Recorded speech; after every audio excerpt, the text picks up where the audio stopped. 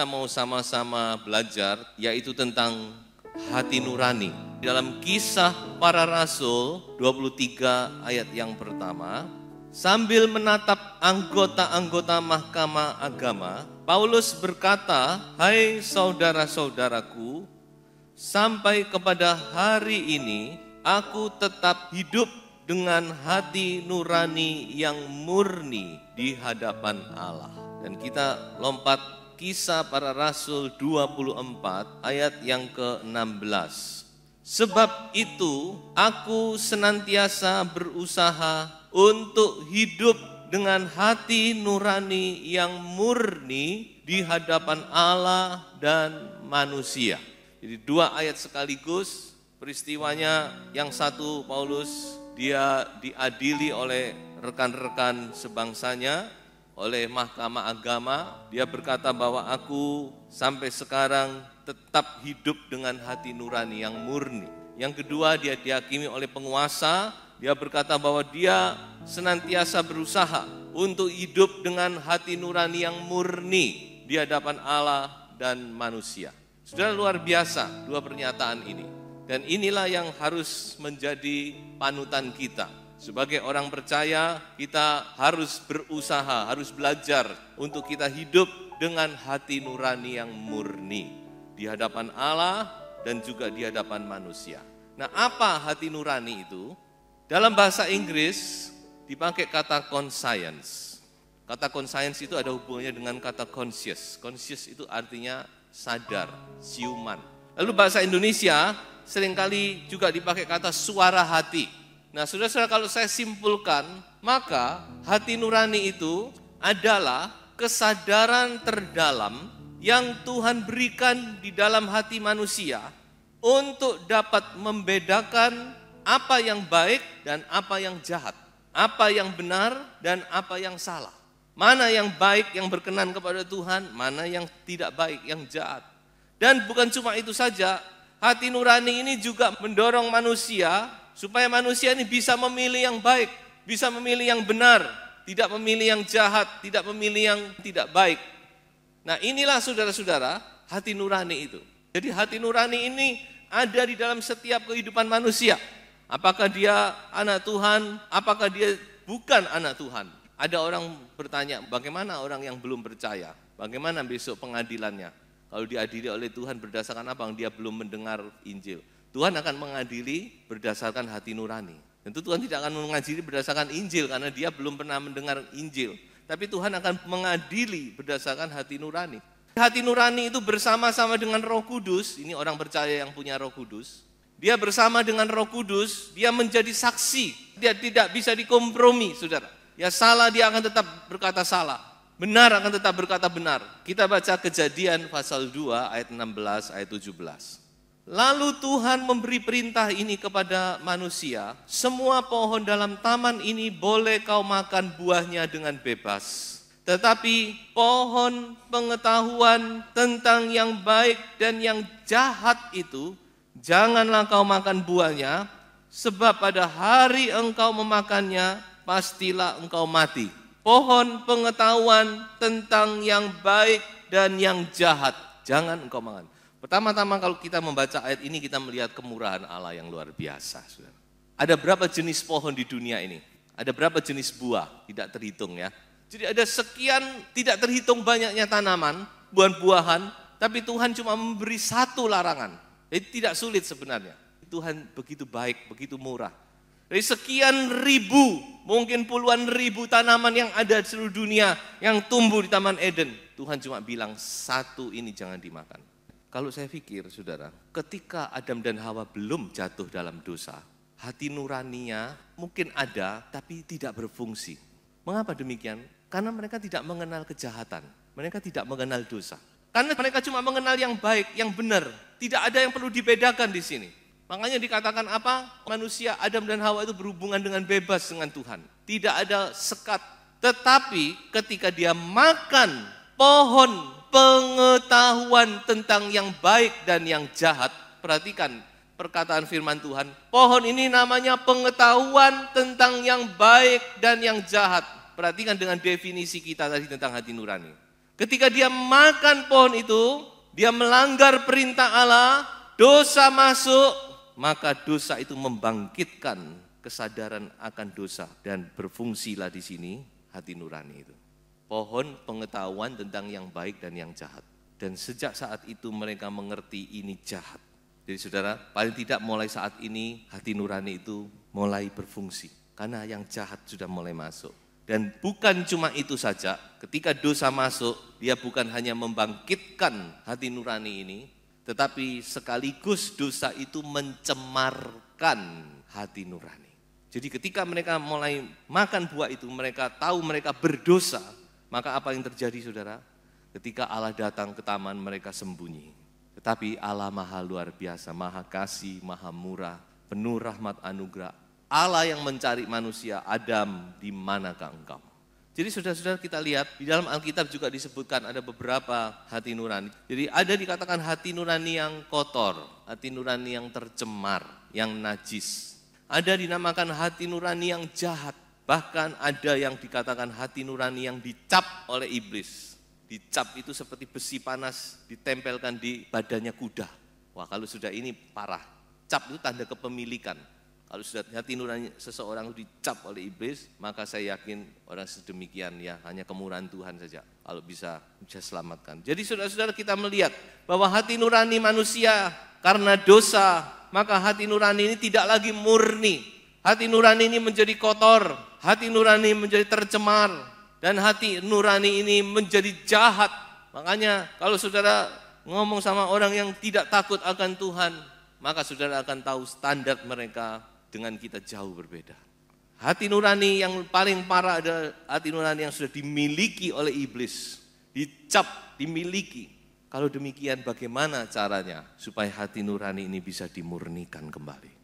Kalau saudara menyuci baju yang kotor, saudara pakai rinso, saudara pakai macam-macam. Tapi kalau hati nurani yang sudah dicemari oleh dosa, bagaimana caranya untuk membersihkan? Mari kita bersama-sama melihat Ibrani 9 ayat yang ke-14. Betapa lebihnya darah Kristus yang oleh roh yang kekal telah mempersembahkan dirinya sendiri kepada Allah sebagai persembahan yang tak bercacat akan menyucikan hati nurani kita dari perbuatan-perbuatan yang sia-sia supaya kita dapat beribadah kepada Allah yang hidup. Haleluya. Hanya satu agen, hanya satu hal yang bisa menyucikan hati nurani kita.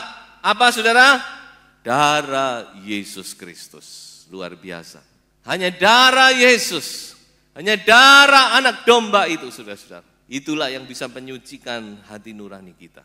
Dan ini pekerjaan darah Roh Kudus firman Allah menjadi satu di dalamnya. Ketika seseorang bertobat, dia disucikan oleh darah Yesus. Dan apa yang terjadi saudara? Orang itu bisa tidak lagi dihantui oleh kesalahan. Ini yang manusia tidak bisa memikirkan. Saya yakin setiap saudara pasti punya pengalaman itu. Bagaimana ketika kita salah dosa, kita datang kepada Tuhan, kita minta ampun kepada Tuhan. Ya, atau mungkin waktu saudara pertama kali bertobat, sudah datang di bawah kaki Tuhan dengan beban dosa, dengan segala ikatan dan segala sesuatu dosa. Dan saudara datang kepada Tuhan, saudara percaya kepada Yesus, saudara menyerahkan diri kepada Yesus, saudara menerima Yesus sebagai juru selamat. Darah Yesus menyucikan saudara dan saudara bangkit dengan kelegaan. Haleluya. Ini yang firman Allah katakan di dalam Ibrani 10 ayat yang kedua. Orang menjadi terbebas. Tidak lagi dihantui, dibebani oleh dosa kesalahan. Itulah darah Yesus yang luar biasa. Ya, jadi darah ini akan menjadi bagian dalam kehidupan kita. Maka orang yang sudah disucikan hati nuraninya yang baik itu, hati nurani akan berfungsi dan dia akan terus mendorong kita untuk kita hidup benar di hadapan Tuhan. hidup sesuai dengan firman Tuhan. Ini yang seharusnya terjadi, saudara. Memang kita masih dalam proses kita jatuh bangun, tapi ada satu dorongan dalam hati kita. Kita mau hidup benar, hidup berkenan kepada Tuhan. Sekarang saya akan bicara hal-hal yang praktis. Bagaimana sebenarnya peranan hati nurani itu dalam kehidupan kekristenan. Di ayat pokok kita tadi kita sudah membaca bahwa Paulus dia berusaha hidup sesuai dengan hati nuraninya. Tentu ini hati nurani seorang yang sudah disucikan dan diproses terus oleh Tuhan. Inilah yang harus menjadi panutan kita. Kita sebagai orang yang sudah ditebus oleh darah Yesus, biarlah kita juga berusaha hidup sesuai dengan hati nurani kita. Ada beberapa poin tapi saya tidak akan baca semua. Yang pertama, hubungan hati nurani itu dengan baptisan air. Kita baca dalam 1 Petrus pasal 3 ayat yang ke-21. Juga kamu sekarang diselamatkan oleh kiasannya, yaitu baptisan. Maksudnya bukan untuk membersihkan kenajisan jasmani, melainkan untuk memohonkan hati nurani yang baik kepada Allah oleh kebangkitan Yesus Kristus. Kalau saudara baca di terjemahan lain, bukan untuk memohon, tapi sebagai jawaban. Jadi baptisan air itu adalah jawaban dari hati nurani kita. Perhatikan hal ini, saudara. Adalah respons atau jawaban dari apa? Hati nurani. Banyak anak Tuhan masih tidak mengerti. Oh, dibaptis selamat. Oh, sudah sakit parah, dibaptis saja selamat. Saudara, bukan demikian. Bukan baptisannya yang menyelamatkan, saudara. Baptisan itu adalah jawaban dari hati nurani orang tersebut. Dia harus sungguh-sungguh percaya dari hatinya, bertobat dari hatinya, dan manifestasi atau perwujudannya adalah dibaptis. Jadi jangan dibalik dan jangan salah persepsi. Ya, asal dibaptis selamat. Bukan baptisan yang menyelamatkan. Penjahat yang di sebelah Yesus tidak berkata, oh ya kalau gitu kamu cepat turun, baptis dulu, naik lagi ke kayu salib. Tapi Tuhan Yesus berkata apa? Hari ini juga engkau bersama-sama aku di dalam Firdaus. Jadi baptisan itu harus dari hati nurani. Kita sungguh-sungguh percaya kepada Yesus. Kita bertobat sungguh-sungguh dari hati yang sungguh. Karena iman dengan hati nurani tidak bisa dipisahkan. Iman dan hati nurani itu berjalan bersama. Kalau hati nurani diabaikan, dikatakan iman itu akan kandas. Yang kedua, saya mau bicara tentang pelayanan dan hati nurani. 2 Timotius pasal 1 ayat yang ketiga. Coba saudara perhatikan, terutama yang melayani Tuhan.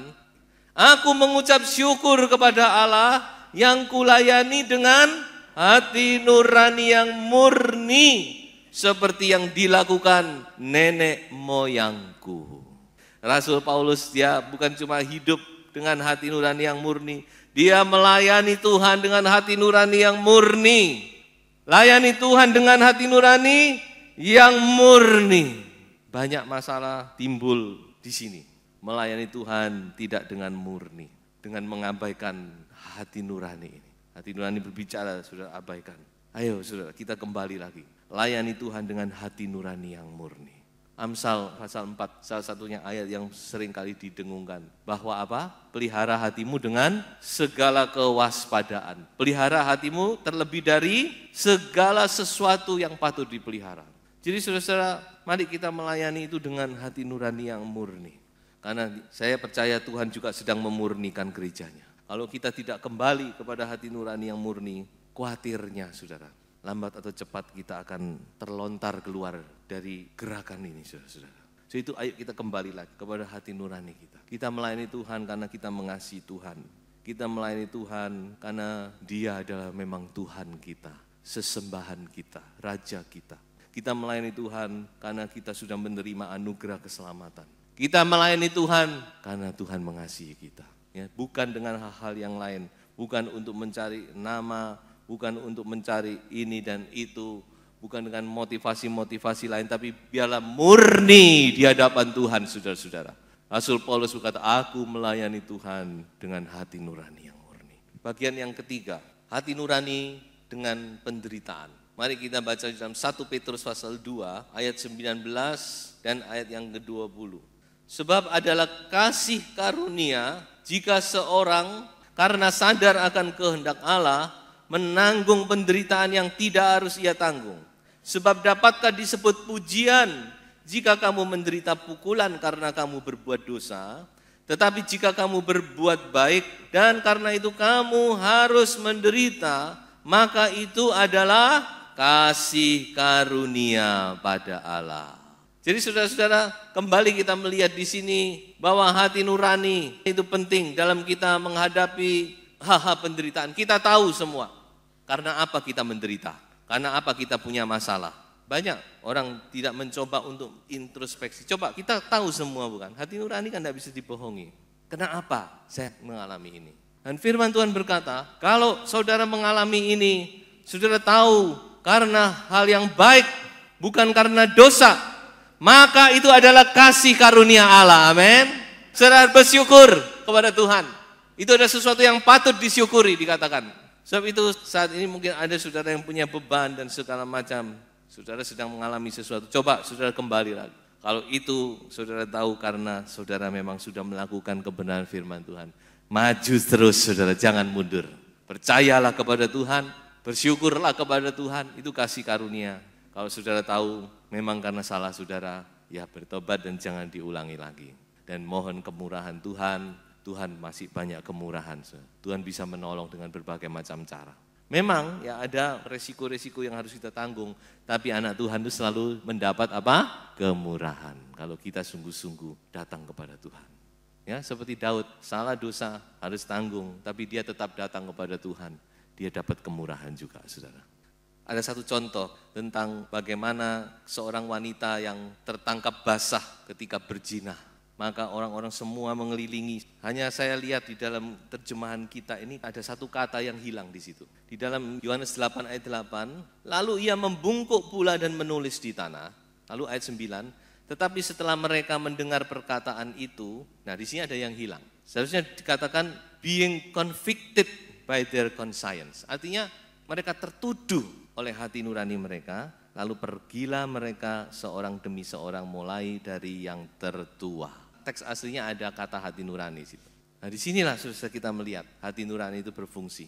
Nah saudara-saudara, hati nurani itu sangat berperanan dalam kehidupan kita. Kalau saya melihat kepada kitab Mazmur, saya melihat bagaimana Daud itu dia selalu berusaha dalam kehidupannya, berjalan, bertindak sesuai dengan hati nuraninya. Saudara bisa baca dalam Mazmur 17 dan 18. Ternyata Raja Daud ini ada seorang yang selalu berusaha berjalan sesuai dengan hati nuraninya. Baik kita baca saja Mazmur 18. Mazmur 18 ini adalah Mazmur yang dia tulis di masa-masa akhir hidupnya. Ayat yang ke-21 sampai ayat yang ke-27 saja. Tuhan memperlakukan aku sesuai dengan kebenaranku. Ia membalas kepadaku sesuai dengan kesucian tanganku, sebab aku tetap mengikuti jalan Tuhan dan tidak berlaku fasik terhadap Allahku. Sebab segala hukumnya kuperhatikan dan ketetapannya tidaklah kujauhkan daripadaku. Aku berlaku tidak bercela di hadapannya. Saya yakin dia seorang yang berjalan sesuai dengan hati nuraninya. Sama seperti Paulus. Aku hidup dengan hati yang murni di hadapan Allah. Aku berlaku tidak bercela di hadapannya dan menjaga diri terhadap kesalahan. Coba perhatikan saudara. Karena itu Tuhan membalas kepadaku sesuai dengan kebenaranku, sesuai dengan kesucian tanganku di depan matanya. Saudara, kalau saudara benar mau hidup dengan benar di hadapan Tuhan, saya percaya Tuhan membalas dengan berkat-berkat yang melimpah. Ini janji Tuhan, saudara. Saudara hidup di hadapan Tuhan dengan hati nurani yang murni. Oh, berkat-berkat itu dengan sendirinya mengalir. Ayat 26. Terhadap orang yang setia, engkau berlaku setia. Terhadap orang yang tidak bercela, engkau berlaku tidak bercela. Terhadap orang yang suci, engkau berlaku suci. Tetapi terhadap orang yang bengkok, engkau berlaku belat-belit. Kalau kita mau berusaha hidup murni di hadapan Tuhan, saudara, saya yakin Roh Kudus, Dia akan datang mengurapi kita. Dia akan menyatakan segala kemurahannya, berkat-berkatnya dalam kehidupan kita. Tuhan adalah Tuhan yang maha tahu. Dia tahu segala perkara. Sebab itu biarlah kita mau datang kepada Tuhan.